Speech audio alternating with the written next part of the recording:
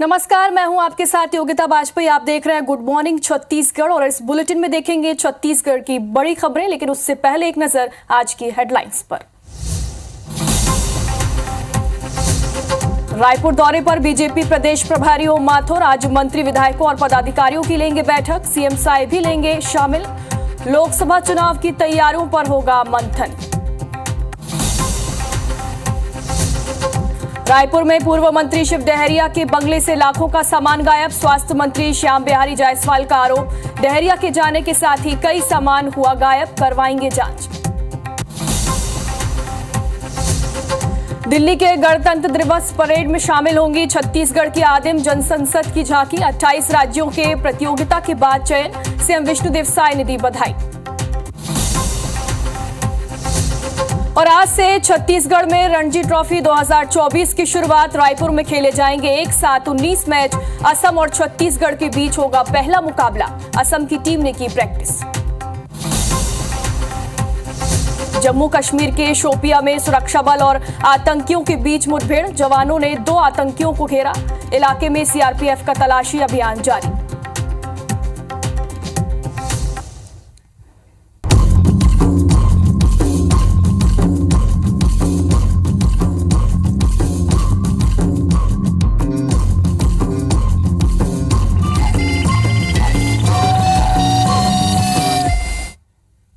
और चलिए बुलेटिन की शुरुआत करेंगे रायपुर से बड़ी खबर के साथ। आज बीजेपी की बड़ी बैठक होने वाली है। बीजेपी प्रदेश प्रभारी ओम माथुर ये बैठक लेंगे। प्रदेश मंत्रियों, पदाधिकारियों और विधायकों की बैठक ली जाएगी। लोकसभा चुनाव की तैयारियों के संबंध में ये बैठक होगी। सीएम विष्णुदेव साय भी बैठक में शामिल होंगे। तो बड़ी बैठक आज बीजेपी की होने वाली है। बीजेपी प्रदेश प्रभारी ओम माथुर ये बैठक लेंगे। इस बैठक में प्रदेश मंत्रियों, पदाधिकारियों और विधायक जो है वो शामिल होंगे। उनसे लोकसभा चुनाव की तैयारियों के संबंध में जानकारी ली जाएगी और चर्चा होगी। सीएम विष्णुदेव साय भी इस बैठक में शामिल होंगे। तो रायपुर में आज बीजेपी की बड़ी बैठक होने वाली है। प्रदेश प्रभारी ओम माथुर ये बैठक लेने वाले।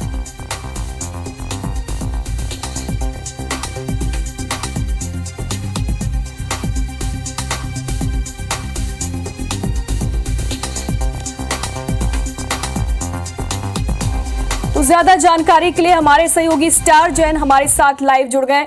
स्टार, आज बैठक होने वाली है। बीजेपी की काफी अहम बैठक है, चूंकि इस बैठक में लोकसभा चुनाव की तैयारियों के संबंध में चर्चा होगी। और क्या क्या मुद्दे होंगे इस बैठक में?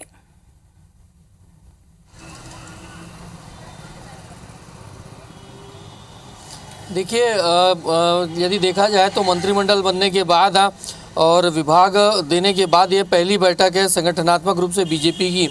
और हालांकि इसका एजेंडा सीधा साफ है कि लोकसभा चुनाव की तैयारियां कैसे होनी है, क्योंकि देखा जाए तो लगभग 1 से 1.5 महीने में ऐसा संभावना है कि आचार संहिता लग जाएगी यहाँ और अप्रैल मई में चुनाव होने हैं।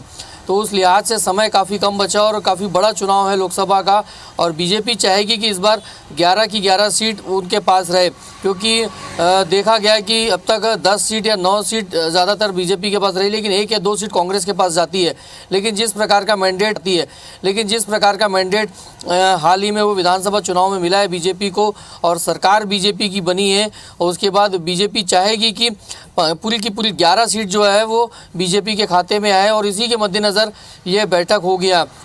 जो प्रदेश प्रभारी ओम माथुर है वो खुद इस बैठक में शामिल होंगे और अध्यक्षता करेंगे। आपको बता दूं, इसके लिए वो बाकायदा कल ही रायपुर पहुंच चुके हैं। और जितने भी संगठन के पदाधिकारी हैं उनकी बैठक है। सभी विधायकों को इसमें बुलाया गया है, जितने भी महामंत्री हैं सभी को इस बैठक में बुलाया गया है। तो एक बड़ी रणनीति स्पष्ट हो सकती है कि आगे अब सरकार बनाने के बाद आगे लोकसभा चुनाव के लिए किस तरीके से बीजेपी को आगे बढ़ना है और कैसे प्रत्याशियों का चयन होना है, क्योंकि अब ये एक बड़ा कठिन टास्क बीजेपी के सामने ये भी होगा कि प्रत्याशी का चयन, क्योंकि जिस प्रकार का परफॉर्मेंस अभी देखने को मिला है, जो नए चेहरे थे उन्होंने भी बेहतर परफॉर्मेंस किया, विधानसभा सीट जीत के आए हैं। तो ये कहीं ना कहीं एक बड़ा बीजेपी के लिए कठिन स्थिति रहेगी। और रणनीति यही रहेगी कि लोकसभा चुनाव की किस तरीके से स्ट्रेटेजी अपनाई जाए, कैसे तैयारियां की जाए, टिकट कैसे बांटे जाए, कार्यकर्ताओं को किस तरीके से शामिल किया जाए, तमाम बिंदुओं पे चर्चा होगी यहाँ। जी, स्टार, विधायक और पदाधिकारी भी इस बैठक में शामिल होने वाले। क्या लगता है, क्या दिशा निर्देश उन्हें लोकसभा चुनाव की तैयारियों को लेकर दिए जा सकते हैं?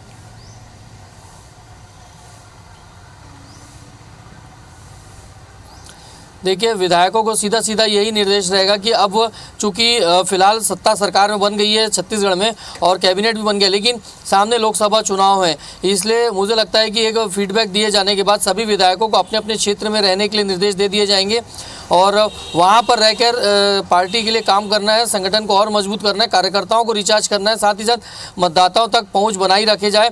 और जो वादे सीधी सीधी मोदी की गारंटी, जिन वादों को लेकर बीजेपी आई थी, उनमें जो वादे पूरे कर लिए गए उसके बारे में जनता तक पहुँचाए, ये मैसेज जो विधायकों को दिया जाएगा।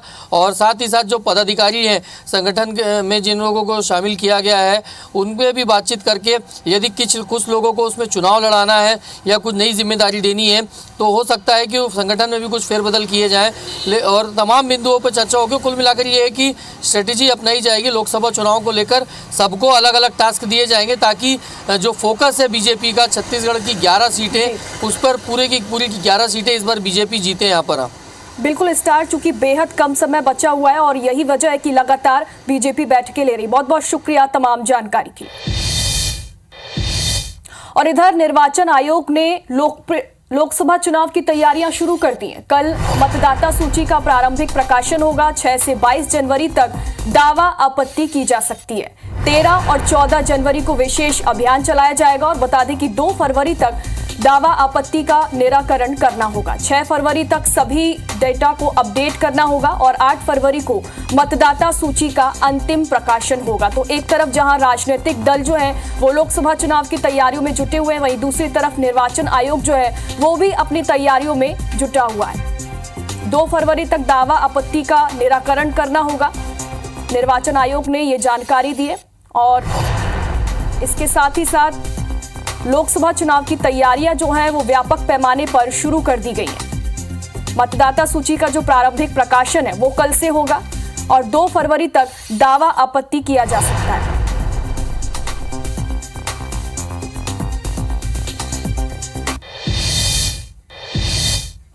छत्तीसगढ़ के पूर्व मंत्रियों ने अपना बंगला खाली कर दिया है और अब ये बंगला नए मंत्रियों को आवंटित कर दिया गया है। इसी में से एक बंगला शंकर नगर में स्थित C2 है, जहां पर पूर्व मंत्री शिव डहरिया रहा करते थे, जिन्होंने हाल ही में अपना बंगला खाली किया है। और अब ये बंगला स्वास्थ्य मंत्री श्याम बिहारी जायसवाल को आवंटित हुआ है। जब मंत्री जायसवाल ने बंगले का निरीक्षण करने पहुंचे तो सरकारी बंगले से कई सामान गायब मिले। बंगले से सेंट्रल AC का डक्ट, AC मॉड्यूलर और किचन के साथ ही साथ चिमनी, टीवी, डेकोरेटिव लाइट और पोल के साथ ही साथ लोहे का दरवाजा, एंट्री गेट और पार्टीशन जैसी ऐसी कई चीजें हैं जो वहां से गायब मिली है। यहां तक कि नल की टोटी भी गायब है। इस बंगले में जमकर लूट खसोट हुई है। मंत्री श्याम बिहारी जायसवाल ने PWD विभाग के अधिकारियों को मामले की जांच कराने के निर्देश भी दिए और बता दें कि साथ ही दोषियों से रिकवरी करने के भी निर्देश दिए गए। हमारे संवाददाता संदीप शुक्ला ने बंगले का जायजा लिया। आप भी देखिए क्या हालात है वहां। स्वास्थ्य मंत्रालय मिलने के साथ ही विधायक श्याम बिहारी जायसवाल को शासन ने शंकर नगर में C2 बंगला अलॉट किया था। इस बंगले पे पहले पूर्व मंत्री शिव डहरिया रहते थे और जब श्याम बिहारी जायसवाल इस बंगले पे पहुंचे तो चौंकाने वाला नज़ारा देखा। हम खड़े हैं अभी C2 पे, जो बंगला श्याम बिहारी जायसवाल जी को अलॉट हुआ है। और आपको बता दें कि कभी रोशनी से सराबोर यह बंगला भी अंधेरे में डूबा हुआ है। शुरुआत करते हैं बाहर पोर्च में। आपको बता दें यहाँ पर एक डिज़ाइनर पोल लगा हुआ था, काफ़ी सुंदर सा, जिसकी काफ़ी रोशनी आती थी, लेकिन ऐसे 2 से 3 पोल, यहाँ जितने भी पोल थे सब कुछ निकाल लिया गया है।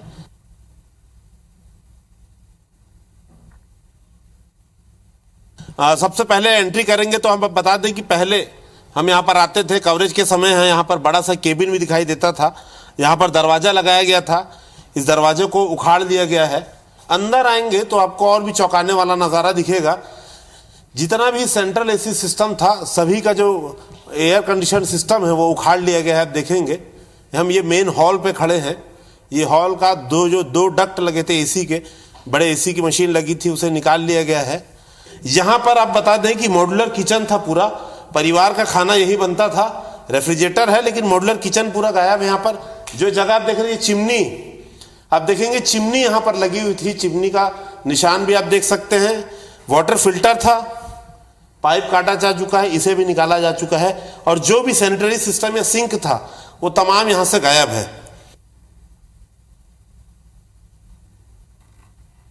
ड्राइंग रूम में बहुत बड़ी टीवी लगी हुई थी, टीवी गायब है।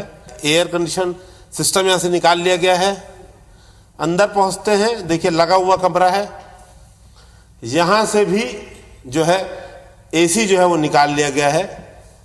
इस कमरे में आपको बता दें सेंट्रल एयर कंडीशन सिस्टम का बड़ी सा एसी लगा हुआ था। अंदर आप देखेंगे यहां का भी एसी गायब है। एक और दूसरे कमरे का हम आपको नज़ारा दिखा रहे हैं। वॉलपेपर पे काफ़ी खर्चा किया गया है, लेकिन आप देखेंगे वॉलपेपर के ऊपर जो एसी लगा था, एसी का बॉक्स लगा था, टीवी लगा था और उसका जो बॉक्स लगा था, तमाम चीजें जो है यहां से गायब है।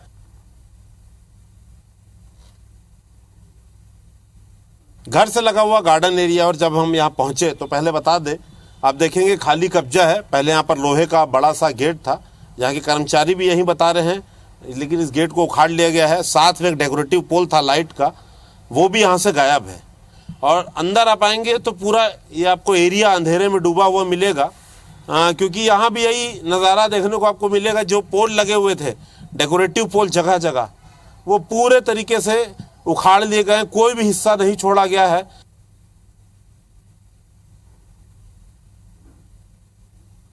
ये पूरा लंबा परिसर आप जिसे देख रहे हैं, ये इंडोर क्रिकेट, यहाँ पर पिच बनाई गई थी, नेट लगा हुआ था, नेट पे हम लोग क्रिकेट खेलते थे।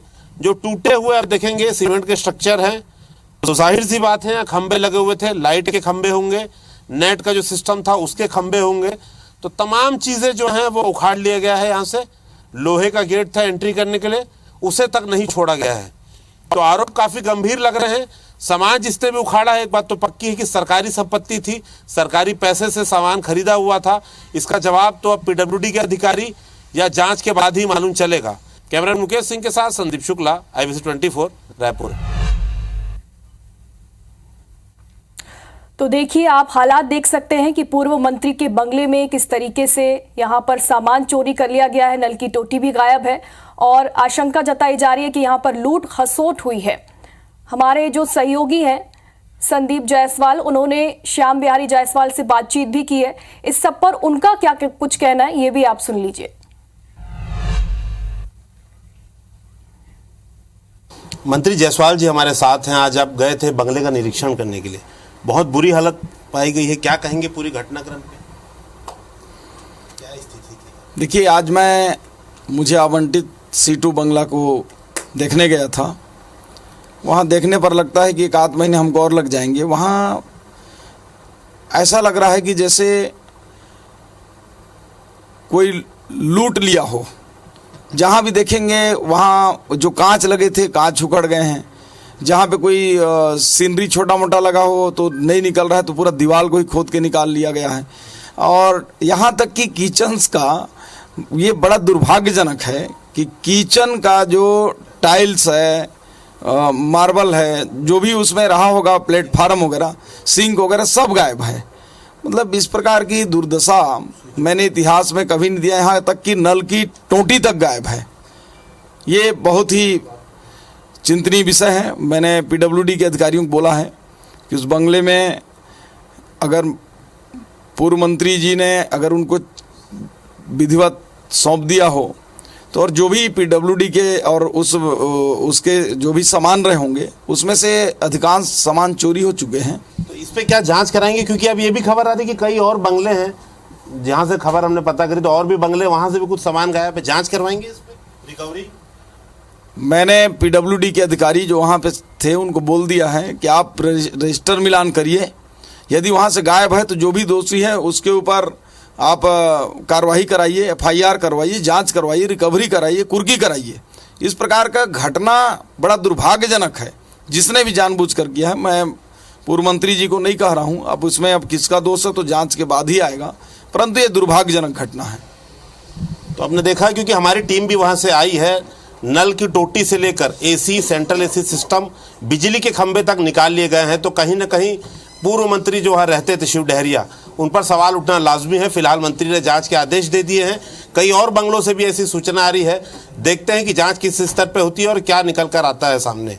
कैमरामैन मुकेश सिंह के साथ संदीप शुक्ला, IBC 24 रायपुर। छत्तीसगढ़ में साल 2014-15 और 15-16 के दौरान धान खरीदी पर बकाया बोनस देने का काम शुरू किया गया है, लेकिन कई तकनीकी कारणों के चलते करीब 500 करोड़ की राशि अटक गई है। ये राशि किसानों के खाते में नहीं जा रही है, क्योंकि या तो किसानों का निधन हो गया है और या फिर जमीन का बंटवारा होने से स्वामित्व ही बदल गया है। कई मामलों में किसानों ने जमीन बेच दी और इसके चलते अब सुधार के लिए गांव-गांव में मुनादी कराई जा रही है। इन सब पर देखिए हमारी ये खास रिपोर्ट।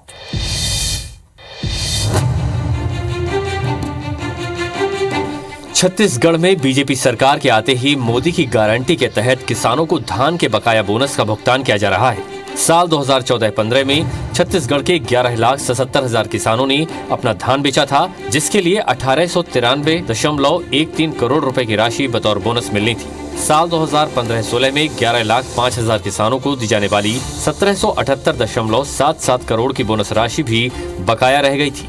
25 दिसंबर को सीएम विष्णुदेव साय ने 3,617 करोड़ रुपए से ज्यादा राशि ट्रांसफर तो कर दी, लेकिन करीब 533 करोड़ रुपए किसानों के खाते में पहुंचे ही नहीं। कारण, कई किसानों की मौत हो चुकी है, या उन्होंने अपनी जमीनें बेच दी है, या फिर पारिवारिक बंटवारे में भूमि का स्वामित्व बदल गया है। अब किसानों तक बोनस पहुंचाने के लिए गांव-गांव में मुनादी कराई जा रही है। सहकारी समिति को कागज दुरुस्त करने का फरमान दिया गया है। हम पहुंचे हैं रायपुर के मंदिर हसौद जो धान खरीदी केंद्र है वहां पे, और यहां पे जानेंगे कि स्थिति क्या है, कितने किसान हैं जिनके बोनस के पैसे अटक गए और उन बोनस के पैसों को दिलाने की प्रक्रिया क्या है। तो चलिए सबसे पहले इस लिस्ट पे आ जाइए। ये आप लिस्ट देख रहे हैं, ये जो पूरी लिस्ट है, ये सारी लिस्ट उन्हीं किसानों की है, उन्हीं खातों की है जिनके पैसे अटक गए हैं। भुगतान हेतु फाइल बैंक को प्रेषित, यानी ये सारे अटके हुए फाइल है। वो ऐसे कृषक टोटल हमारे पास लगभग 650 की संख्या में है। उसमें से 251 किसान ऐसे हैं जिसका भुगतान लंबित है। उसका अलग अलग कारण हो सकता है। चलिए अब उन जरा किसानों से बात कर लेते हैं जो इस पूरी प्रक्रिया में सफ़र किए, फंसे हैं बेसिकली, और वैसे ही किसान हमें यहाँ पे मिले। मेरे पिताजी जो है मार्च में एक्सपायर्ड हो गए और खाता जो है मेरे नाम में ट्रांसफ़र हो गया है। अच्छा। अब ये है कि मेरे खाता में ट्रांसफ़र होने के बाद जो है मेरे पापा का जो कोड नंबर है वो शिथिल हो गया। अब मेरे नाम में आया तो उसका जो बोनस है वो मेरे को नहीं मिल रहा है, तो वो बोले आपका वारिस नाम बनाना पड़ेगा। किसानों तक अपेक्स बैंक के जरिए बोनस की राशि पहुंचाई जा रही है। अधिकारी के मुताबिक सॉफ्टवेयर की लिमिटेशन के चलते अब तक 500 करोड़ रुपए ट्रांसफर नहीं हो पाए। ये आंकड़े घटेंगे। उन लोगों को तहसील कार्यालय में जाकर, अपने तहसील मॉड्यूल पे जाकर उसको दुरुस्त कराना होगा अपने खातों को, और उस खाते को जब वो अपडेट हो जाएगा तो वो NIC के माध्यम से फिर वापस बैंक के पास में ट्रिगर फाइल आएगी और फिर हम उस फाइल को भी चला देंगे। जानकार मान रहे हैं कि करीब 7 से 8% किसान इन तकनीकी खामियों में फंसेंगे। बोनस लेने के लिए उन्हें पहले तहसीलदार, फिर कलेक्टर और उसके बाद NIC मॉड्यूल की प्रक्रिया से गुजरना होगा, तब जाकर उन्हें बकाया बोनस मिल सकेगा। राजेश राज, IBC 24 रायपुर। राजधानी रायपुर के रिंग रोड पर दंपत्ति से जेवर लूटने वाले 2 सगे भाइयों को पुलिस ने गिरफ्तार कर लिया। साथ ही पुलिस ने दोनों आरोपियों के पास से लूट के जेवर और एक बाइक समेत कुल 5 लाख रुपए का सामान भी जब्त किया है। बता दें कि आरोपियों ने 8 दिसंबर 2023 को शाम 5 बजे DD नगर के पास अस्पताल जा रहे दंपत्ति से बैग को छीनकर भाग गए थे, जिसके बाद पीड़ित दंपत्ति ने थाने में रिपोर्ट दर्ज कराई थी और इसके बाद पुलिस ने आसपास लगे CCTV फुटेज और बाइक नंबर के आधार पर पतासाजी कर न्यू राजेंद्र नगर निवासी मनीष रोचलानी और उत्तम रोचलानी को अरेस्ट कर जेल भेज दिया है। और अब बात करेंगे धमतरी की, जहां पर कट्टे की नोक पर दिन दहाड़े एक ज्वेलर्स से लूट का मामला सामने आया है। बखारा स्थित तरुण सोनी की दुकान पर युवक युवती ग्राहक बनकर आए और कट्टा दिखाकर 2 लाख कीमती हार लूटकर भाग गए। देखिए CCTV फुटेज भी आपको दिखा रहे हैं इस वक्त। वारदात के बाद सराफा कारोबारी ने थाने में शिकायत दर्ज कराई और इधर पुलिस का कहना है कि दुकान में जो हार मिले हैं वे आर्टिफिशियल हैं। पुलिस ने कहा है कि अगर दुकानदार ने झूठी रिपोर्ट लिखवाई है तो उसके खिलाफ भी कार्रवाई की जाएगी। बहरहाल पुलिस ने मामला दर्ज कर आरोपियों की तलाश शुरू कर दी है।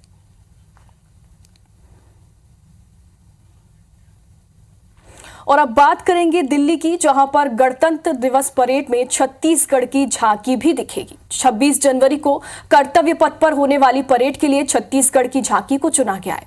छत्तीसगढ़ की आदिम जनसंसद की झांकी के नाम से तैयार हो रही ये झांकी जगदलपुर के मूरिया दरबार और बड़े डोंगर के लिमऊ राजा विषय पर आधारित है। 28 राज्यों में प्रतियोगिता के बाद छत्तीसगढ़ की झांकी का चयन हुआ है। इसे बड़ी उपलब्धि बताते हुए सीएम विष्णुदेव साय ने बधाई भी दी है।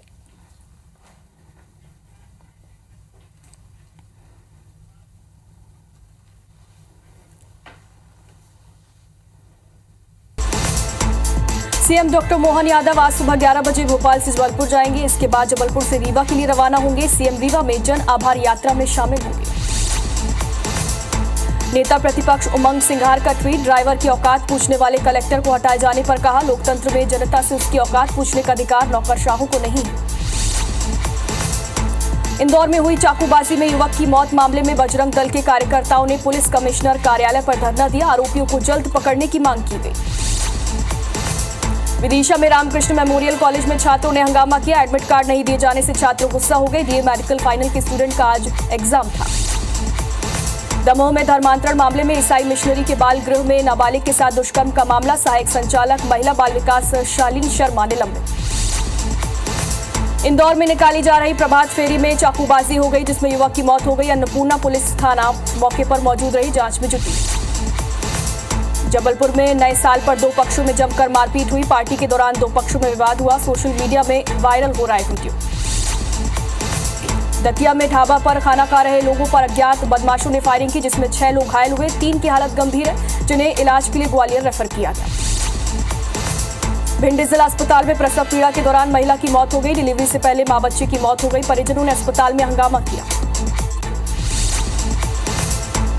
सीहोर में जघन्य हत्याकांड को 48 घंटे में पुलिस ने सुलझाया। हत्याकांड को अंजाम देने वाले 3 आरोपी पुलिस की गिरफ्त में है। खुलासे में पता चला कि प्रेम प्रसंग के चलते हत्याकांड को अंजाम दिया। अपने पति के साथ अमेरिका में रहकर डॉक्टरी की पढ़ाई कर रही युवती के साथ दहेज प्रताड़ना का मामला सामने आया, जिसके बाद युवती की शिकायत पर पति और उसके परिजनों के खिलाफ महिला थाने में केस दर्ज किया गया। भोपाल के पिपलानी में गोल्ड बैंक लोन लूट के आरोपी की मौत हो गई। 31 मई से जेल में बंद था आरोपी। युवक को कल सीने में दर्द हुआ और आज अस्पताल में भर्ती, मौत हो गई। श्योपुर में जमीन विवाद से परेशान युवक ने जहर खाकर थाने पहुंचा और पुलिसकर्मी तत्काल डायल 100 में पीड़ित को जिला अस्पताल लेकर पहुंचे। युवक को राजस्थान के कोटा रेफर किया गया। बालाघाट में वन्य प्राणियों की मौत का सिलसिला रुकने का नाम नहीं ले रहा। पादरीगंज सर्किल में एक तेंदुए की करंट लगने से मौत हो गई। राजधानी भोपाल में आज बिजली कटौती होगी। 15 से ज्यादा इलाकों में बिजली गुल रहेगी। इलाके में 6 घंटे तक बिजली कटौती होगी। मध्य प्रदेश में मानसून जैसी बारिश हो रही है। बारिश को लेकर 14 जिलों में अलर्ट जारी किया गया है। कई जिलों में दिन भर कोहरा रहने के आसार है।